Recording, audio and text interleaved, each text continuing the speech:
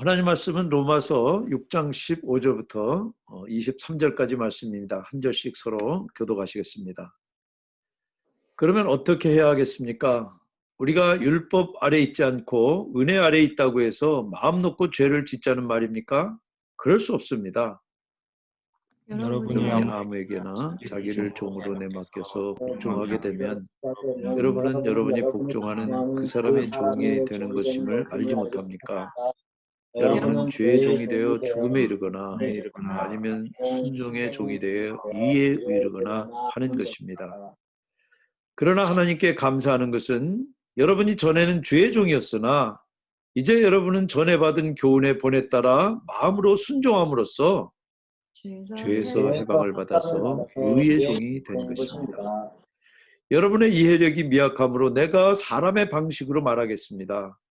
여러분이 전에는 자기 지체를 더러움과 불법의 종으로 내맡겨서 불법에 빠져 있었지만 이제는 여러분의 지체를 의의 종으로 바쳐서 거룩함에 이르도록 하십시오.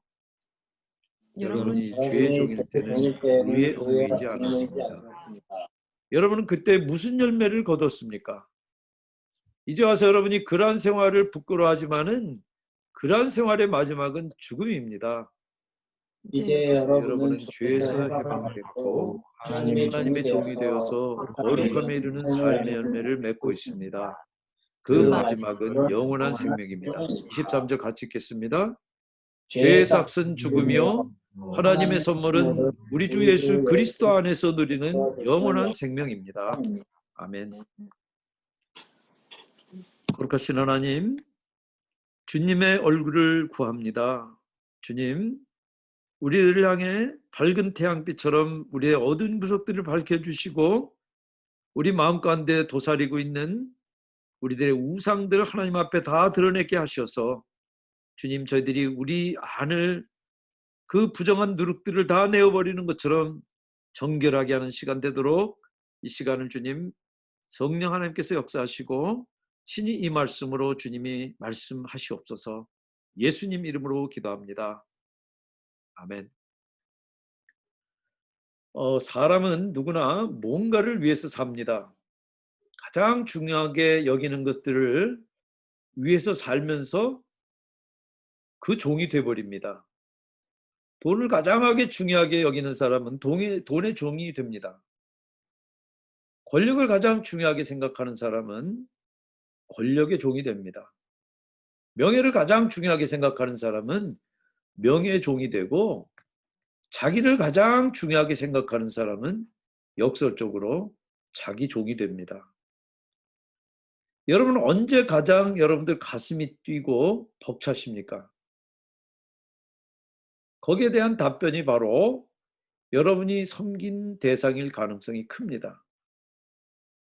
누구나 자기가 가장 중요하게 여기는 거를 거기다가 자기 자신을 바치면서 스스로 종이 됩니다. 자기가 바치는 대상이 사람을 통제하지 아무도 자기 인생을 스스로 통제하지 못합니다. 그런 의미에서 사람은 누구나 자신만의 신을 가지고 있습니다. 바울은 지금 두 종류의 주인과 두 종류의 종밖에 없다고 이야기합니다. 17절 죄의 종, 18절 의의 종. 죄의 종이거나 의의 종 둘 중에 하나지 둘 다 아니거나 둘 다일 수 있는 사람은 없습니다. 15절에 그러면 어떻게 해야겠느냐는 이 질문은 우리가 1절 질문하고 비슷합니다. 그러나 의미는 전혀 다릅니다. 1절의 질문은 은혜로 구원받으니까 그러면 계속 죄 짓겠다는 뜻이냐? 그렇게 묻는 거예요. 그런데 이 질문은 더 적극적으로 은혜가 율법보다도 성화에 더 큰 동기부여가 된다는 그런 뜻에서 던지는 질문입니다. 우리가 주님이 십자가에서 왜 죽으셨는지 그 목적을 우리가 깨달을 때 더 거룩하게 살고 싶은 욕망, 더 주님을 닮고 싶은 그 열망이 우리 마음 가운데 강해지기 때문이에요. 그리고 또 이 질문은 크리스찬은 죄 지을 수 없다라고 하는 그런 주장에 대한 답변도 됩니다. 그런 주장하는 사람들은 죄가 얼마나 끈질긴지 그 죄의 속성을 가볍게 보기 때문이에요. 우리가 구원받기 위해서는 율법 지킬 필요 없습니다. 그러나 주 안에서 자유를 누리려면은 율법 지켜야 돼요. 여러분들이 기차가 내가 자유를 누려야 되겠다 그래가지고 철길에서 이탈해 보세요. 자유를 누리는가. 기차는 철길 안에 머물러 있을 동안에 가장 큰 자유를 누리는 것입니다. 여러분들 하나님의 법을 따르지 않으면은 결국 이기심과 죄를 따를 수밖에 없어요. 바울은 지금 두 가지 종의 신분이 17절, 18절에 어디서 오는지, 그리고 19절에 어떤 상태가 돼가는지 서로 대조합니다. 두 신분은 뿌리가 서로 다릅니다. 여러분들 17절 보시면은 거기 비동사가 이었으나 이렇게 번역이 되어 있는데 헬라어로 보면 이 동사 시제가 미완료입니다. imperfect예요. 그 말은 누구나 원래부터 죄의 종이었다는 얘기입니다. 종인 부모에게서 자녀가 태어나면은 날 때부터 종인 것처럼 사람은 죄의 종으로 태어나요. 그러다가 회심할 때 비로소 의의 종이 됩니다. 근데 여기 어떻게 회심한다고 이야기합니까? 17절에 교훈의 본의 마음으로부터 순종함으로 회심해요. 여기 교훈의 본은 물론 복음입니다. 복음을 마음으로 받아서 회심하는 거예요. 그런데 그 말이 피상적으로 받아가지고 복음을 어떤 윤리적인 원리로 삼거나 어떤 지식 습득으로 그렇게 해가지고 복음을 받아들일 수 없습니다. 여러분들 복음은 새로운 포도주예요. 낡은 부대에 들어가면은 그 부대를 터뜨려 버려요. 그게 복음의 능력입니다. 그래서 일단 복음을 깨닫고 나면은 일단 복음을 받고 나면은 자기 가장 중요한 그게 바뀌어요. 그동안에 그럴듯하게 포장하고 숨겼지만 실제로는 돈과 권력과 명예를 쫓던, 그래서 거기다 자기 자신을 바치던 그 실상을 복음이 고스란히 다 폭로시키기 때문에 그래요. 여러분들 여기 죄의 종과 의의 종이 어떤 상태가 되는지 그 과정은 비슷합니다. 둘 다 그냥 멈춰 있지 않습니다. 19절에 여러분이 전에는 자기 지체를 더러움과 불법의 종으로 내맡겨서 불법에 빠져 있었지만 그냥 거기 머물러 있는 게 아니라 죄의 종은 점점 더 타락해가는 겁니다. 죄를 지어도 점점 섬세하게 죄를 짓는 거예요. 그리고 위장을 해도 점점 더 아주 철저하게 위장을 하게 되는 거예요. 왜냐하면 자기가 섬기는 주인의 명령, 그 인생의 주인의 명령대로 끌려가기 때문에 그래요. 그러면 아메리칸 드림은 이 미국이라고 하는 땅에서는 누구에게나 기회가 있다라는 그런 의미로 쓰는 프로파간다입니다. 그런 내막을 잘 들여다보시면은 뭔가에 자기 인생을 철저하게 바쳐야지만 이룰 수 있는 우상을 뜻해요. 여기 지금 로마서의 1차 독자인 1세기 로마인들과 아메리칸 드림을 꿈꾸는 현대 미국인이 아주 비슷합니다. 경제적인 풍요를 지키기 위해서 로마는 강력한 이 군사력을 바탕으로 팍스 로마나를 구축합니다. 로마의 평화라는 이 말은 로마를 제외한 이 발바리안들에게는 폭력과 억압을 뜻해요. 그런데 미국도 강한 군사력을 바탕으로 지금 팍스 아메리카나를 추구합니다. 그런데 로마는 식민지에서 착취한 재물과 노예들의 노동력으로 풍요를 누렸어요. 그런데 미국은 저개발 국가들의 값싼 노동력과 이민자들의 노동력을 바탕으로 풍요를 누립니다. 그래서 노예들은 일하기 바쁘고 시민은 먹고 놀기 바쁜 그런 로마 사회는 가장 강한 그 군사력이 있었음에도 불구하고 발발이 아닌 고투적에게 하루아침에 망합니다. 제국의 미래라고 하는 책을 쓴 이 에미 추아는 관용, 톨러런스를 초강대국 패권 유지의 필수 요소로 뽑습니다. 그 책의 긴 내용을 다 말씀드릴 수는 없고 관용을 잃어버리고 불관용.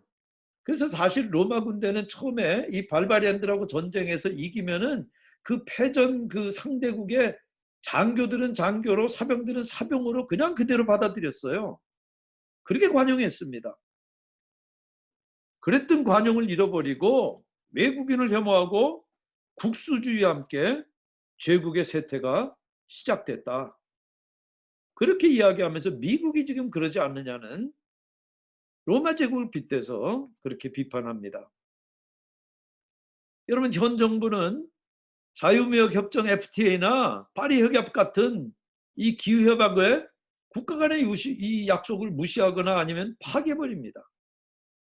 그리고 멕시코 국경에 장벽을 쌓고 이민자들에 대해서 차별하는 반이민 정책을 유지합니다.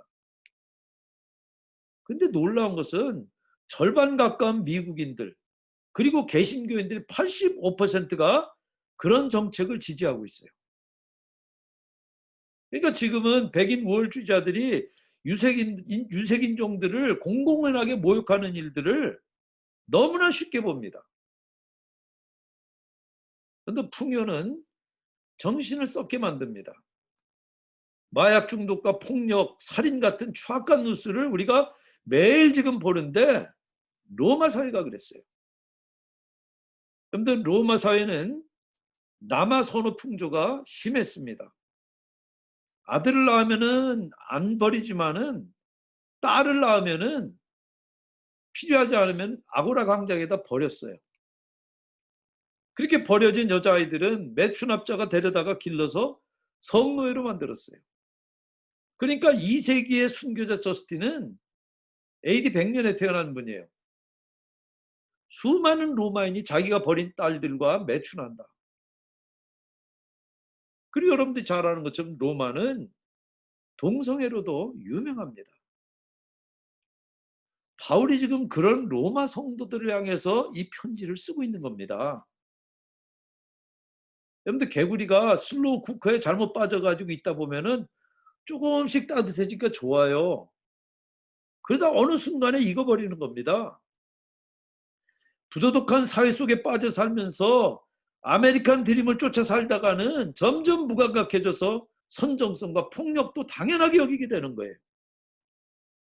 로마 성도들 역시 그런 유혹에 직면해서 지금 살고 있습니다. 그런데 지금 얼마나 많은 개신교인들이 예수 믿고 구원받았으니까 어떻게 살든지 나는 상관없다. 율법에 안 모이고 내가 자유했으니까 어떤 죄를 짓든 상관없다. 영적으로 깨끗하면 육적으로는 무슨 죄를 짓든 나는 구원받는다. 그런 정신으로 지금 자기가 사는 사회에 대한 진지한 성찰도 고민도 없이 세속 문화 속에 빠져서 그 점점 익어가는 개구리처럼 살고 있습니다. 그래서 바울이 15절에 그러면 어떻게 해야 하겠습니까? 우리가 율법 아래 있지 않고 은혜 아래 있다고 해서 마음 놓고 죄 짓자는 말입니까? 그럴 수 없습니다. 그런데 바울이 도전하고 있는 이 유혹과 갈등은 2000년이 지난 지금 여기도 똑같아요. 여러분들, 지금 개신교가 세상으로부터 비난받는 것이 언행이 다르기 때문에 그래요. 믿음과 삶이 다르기 때문에 그래요. 그런데 한국 사회에서 특별히 개신교인들만 더 부도덕하지 않아요. 다른 종교도 뭐 차이 없습니다. 그런데 그렇게 비난받는 이유가 있어요. 그렇게 열심인 교회 생활에 비해서 가정과 직장과 지역 사회에서 그 크리스찬으로서의 삶이 따르지 못하는 불균형 때문에 지금 그런 비난을 받는 것입니다. 여러분들, 열심으로 치면은 개신교만한 종교 집단이 없어요. 그러나 믿음 이퀄 구원이라고 하는 그 공식에서 한 발자국도 못 나가고 있어요. 여러분들, 개신교가 한국 사회 인구 센서스 조사로 그걸 그대로 믿는다 그러면 4분의 1, 적어도 5분의 1, 20%는 개신교인이에요.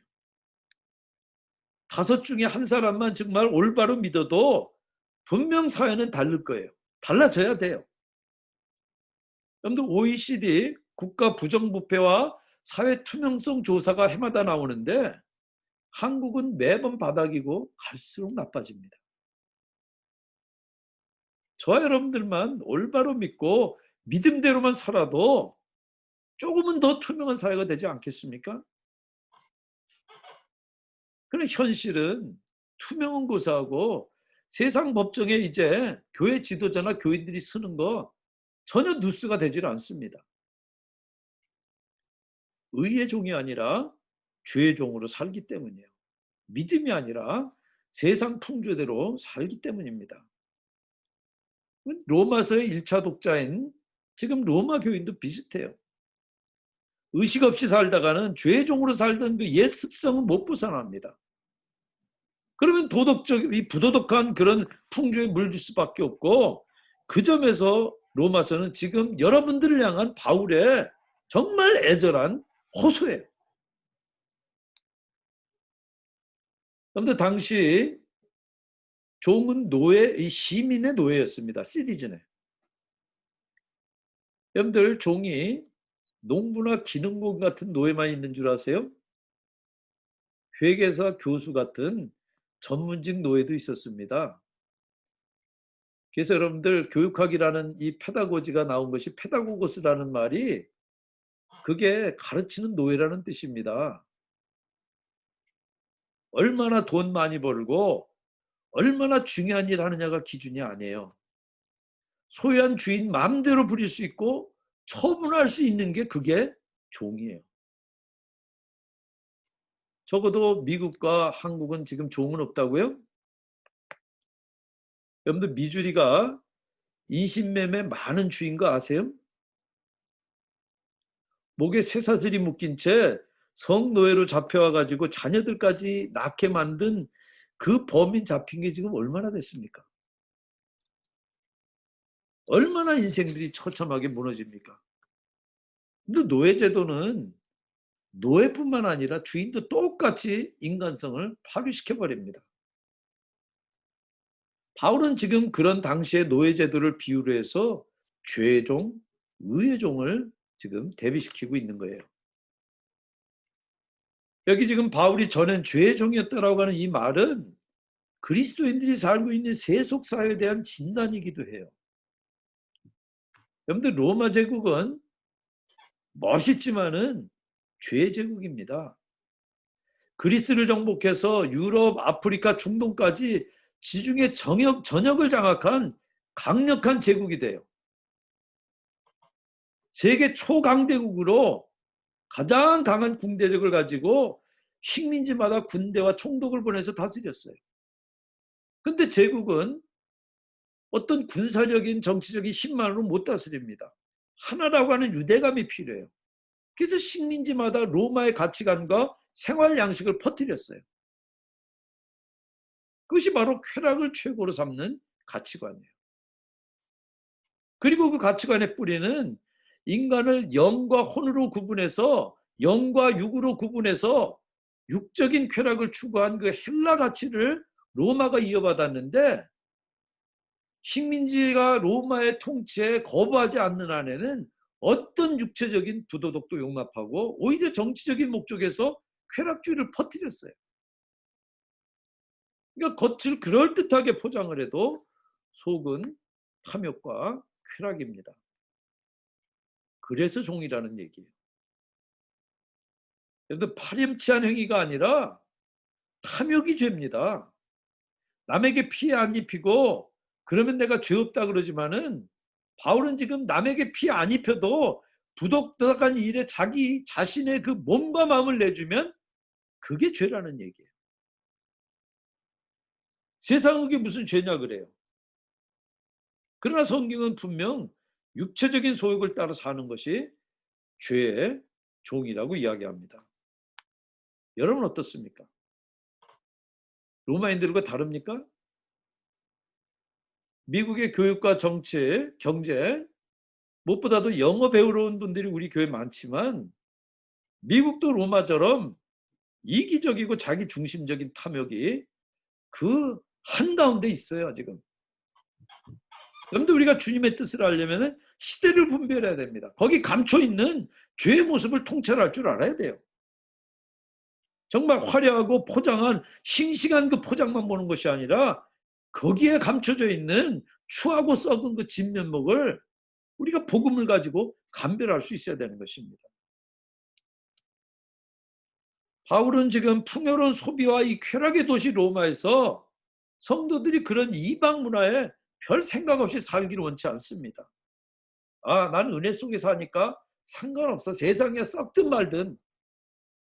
그렇게 무관심하기를 원치 않습니다. 남에게 피해 입히고 안 입히고 그 차원이 아니라 세상이 요구하는 육체적인 탐욕, 그것을 따라 사는 것이 그게 죄예요. 그러면 누가 의의 종입니까? 18절에 죄에서 해방받아 의의 종이 된 사람. 22절에 이제 여러분은 죄에서 해방을 받고 하나님의 종이 되어서 거룩함에 이르는 삶의 열매를 맺고 있습니다. 그 마지막은 영원한 생명입니다. 주인이 바뀐 거예요. 주인만 바뀐 것이 아니라 그 바뀐 주인으로 말미암아서 지금 나오는 열매가 다른 거예요. 그래서 마침내 그 사람이 맺는 생명의 열매가 있는 사람이 바로 의의 종이에요. 은혜 아래서 가장 내가 중요하게 생각했던 그것들이 뒤집힌 사람이 그 사람이 지금 의의 종이라는 얘기예요. 말로만 믿는다 그러고 말로만 주님 주님 말로만 하나님 하는 것이 아니라 정말 내가 무엇에 가슴이 뛰고 무엇에 내가 보람을 느끼는 그 대상이 바뀌는 거예요.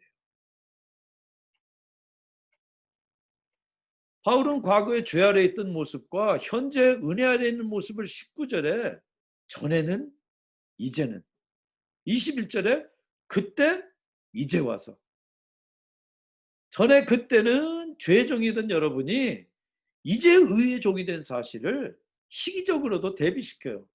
그러면서 여러분은 더 이상 죄의 종이 아니라는 거예요.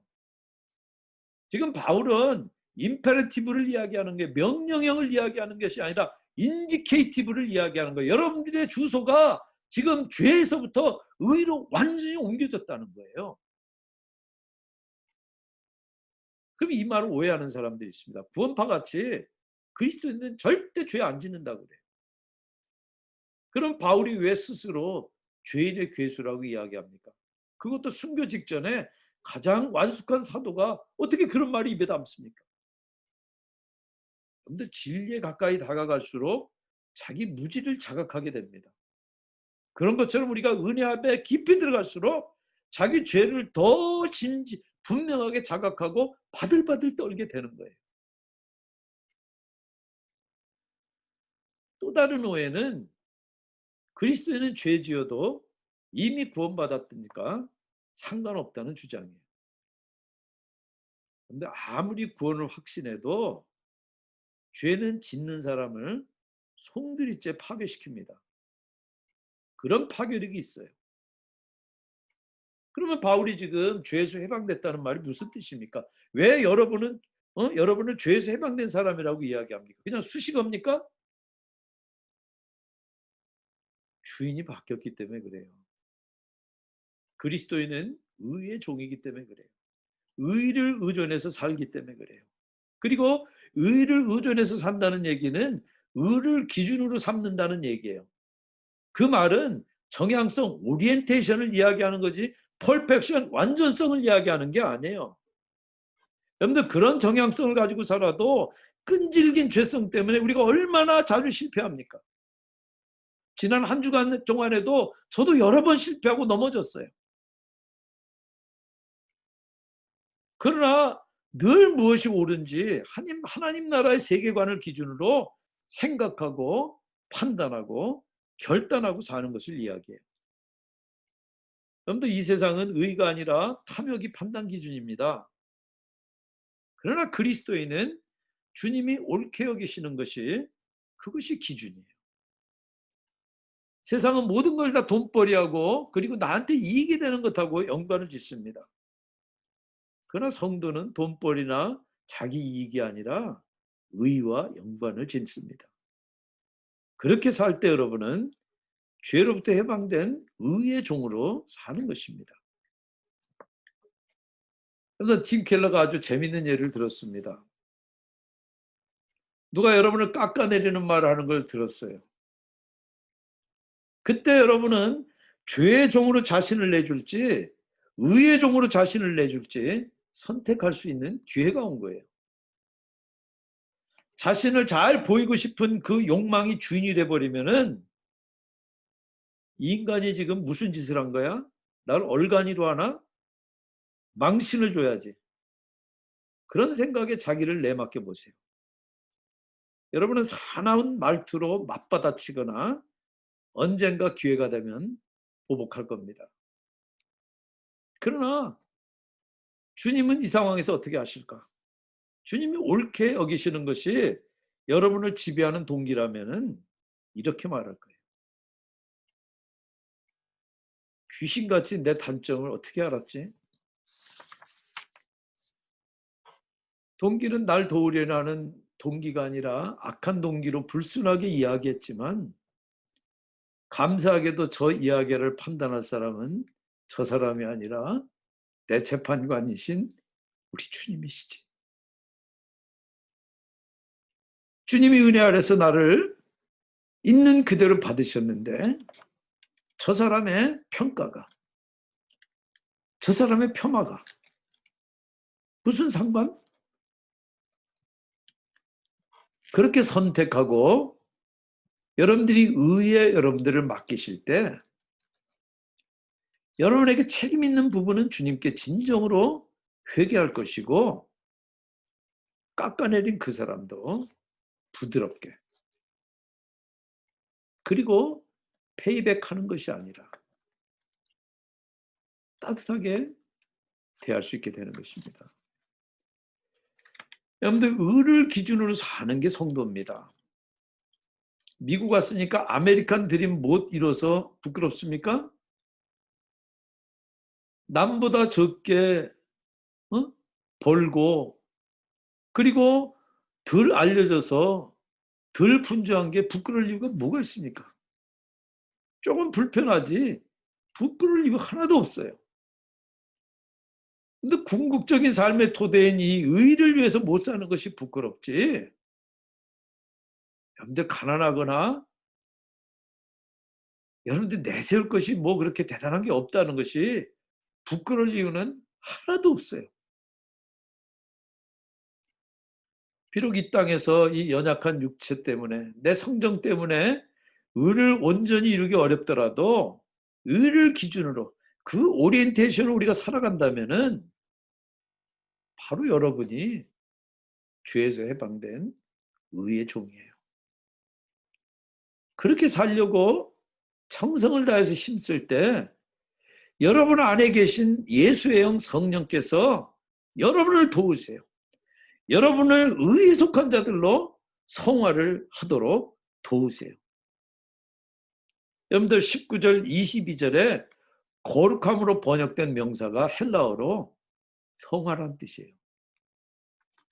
의의 종으로 날마다 순간마다 성화되는 여러분들 다 되시기를 주님의 이름으로 축원합니다.